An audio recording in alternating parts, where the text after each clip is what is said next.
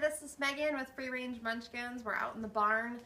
We had our first doe kid tonight, but we are checking our other pregnant does. We have 3 other girls that are due, Nigerian dwarfs, in the next couple of days and weeks to come.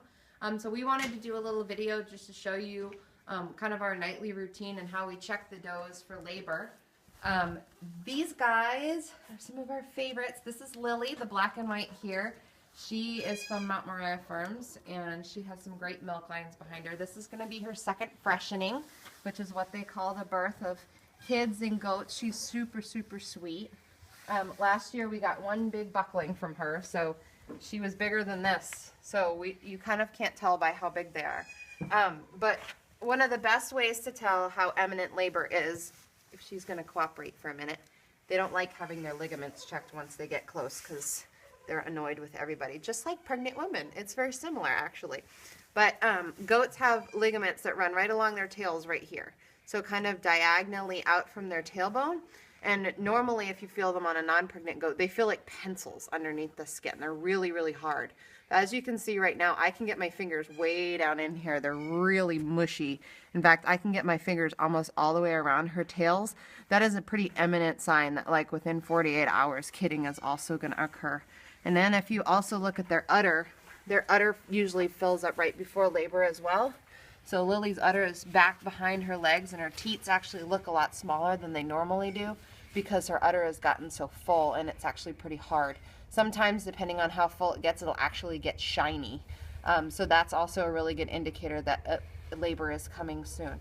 So it looks like Miss Lily is going to follow suit on this new moon tonight, and she may have kids sometime within the next 24 hours as well. All right, so this is Susan, and Susan isn't due until more like mid-March. So in contrast to Lily with her giant udder, Susan, you can see her, if she will sit still for a minute. She's not real happy about this. You can still see her ligaments are still really firm here. You can kind of see how my finger is literally rocking on that ligament. It's really hard in the back, and your fingers literally rock on them because they're hard like pencils. And then she probably isn't going to show us her little udder that she's got started here. But she, oh, goodness. Relax, relax, relax.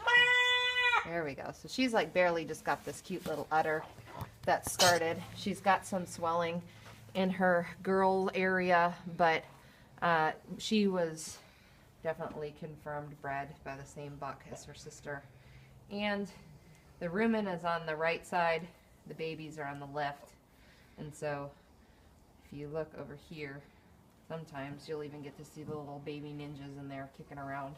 Normally, if you put your hand right underneath their stomach in the front of the udder in the back and wait for a second later in gestation, you'll be able to feel them. And there's definitely a big difference, in my opinion, no matter what others might say, between a goat baby elbow going by and the normal digestive rumen gurgling going on in there. So it's pretty fun to get to watch them and feel them inside mom. I hope this information was helpful to you guys. We'll have more videos soon as we start having more kids on the farm. Thanks for watching. Like the page and share with your friends. Thanks. Have a great night.